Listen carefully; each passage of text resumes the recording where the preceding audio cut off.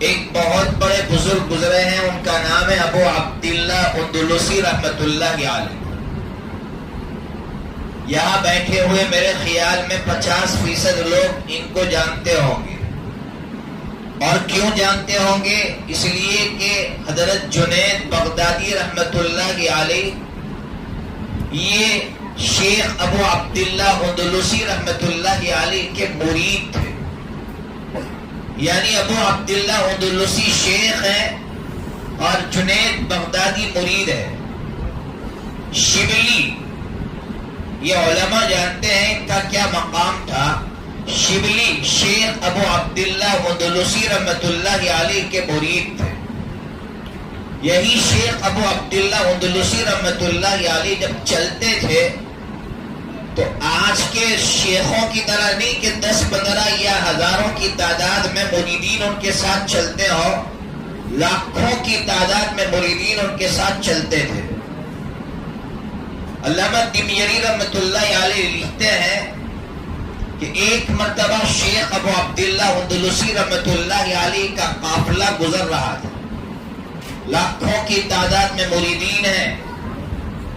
حضرت کا گزر ہوا ایک چرچ پر سے، گزر گئے، پھر گزر ہوا ایک مندر پر سے، گزر گئے، آگے بڑھے، ایک لڑکی پر نظر پڑی اور اس کو دل دے دیا، اور پھر شیخ نے اپنے مریدین سے کہا جو لاکھوں کی تعداد میں تھے تم واپس ہو جاؤ۔ مریدین حیران، شیخ کیا ہوا؟ کہا اللہ نے میرے اندر سے نور ایمانی چھین لیا ہے، تم واپس چلے جاؤ۔ واپس چلے گئے مریدین، لیکن شبلی کو چین نہیں آیا۔ شبلی پریشان کہ شیخ کو کیا ہوا۔ 1 سال ہو گیا، 1 سال کے بعد شبلی اسی ایڈریس پر واپس آئے کہ شیخ کو تلاش کرے، شیخ کس حالت میں ہے۔ جب آئے پوچھا ہمارے شیخ کہاں ہے؟ گھر والوں نے بتایا جنگل میں ہے، جاؤ جنگل میں۔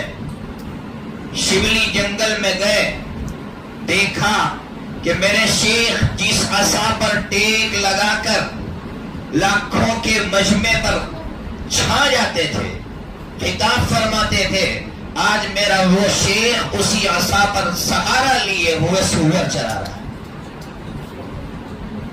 شبلی گئے، مریدین پہنچے، روئے، توبہ کی، اللہ نے وہ نور ایمانی واپس دے دیا۔ اب سنیے جو میرا اور آپ کا رونگٹا کھڑا کر دے گا۔ شبلی نے پوچھا شیخ کیا بات ہے، اللہ نے آپ کے ساتھ ایسا کیوں کیا؟ تو شیخ ابو عبداللہ اندلسی رحمت اللہ علیہ نے فرمایا بیٹا، جب میرا گزر مندر پر سے گزرا اور میں نے دیکھا کچھ لوگوں کو کہ وہ اللہ کے علاوہ کسی اور کے سامنے جھک رہے ہیں، تو میں نے اپنی زبان سے یہ کہا کہ یہ کتنے بڑے بے وقوف ہیں، ان میں عقل نہیں ہے کہ وہ اللہ کے علاوہ کسی اور کے سامنے جھکتے ہیں۔ تو اللہ کی طرف سے یہ آواز آئی کہ اے ابو عبداللہ، تجھے بھروسہ ہے تیری عقل پر، یہ ایمان تجھے تیری عقل کی بنیاد پر ملا ہے، یہ ایمان میں نے دیا ہے۔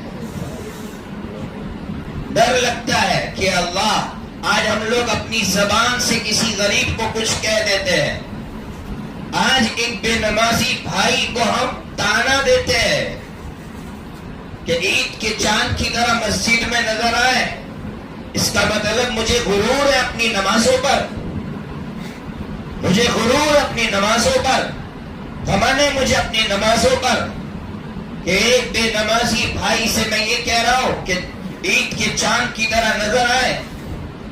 میرا کوئی کمال نہیں تھا، 5 وقت کی نماز میں میرے اللہ کا کمال تھا۔ جب یہ کیفیت ہمارے اندر پیدا ہوگی، قسم خدائے پاک کی ہم کسی کو حقیر نہیں سمجھیں گے۔ یہ کبر، اگر میں دین کا کام کر رہا ہوں میرا کوئی کمال نہیں ہے، کوئی کمال نہیں ہے۔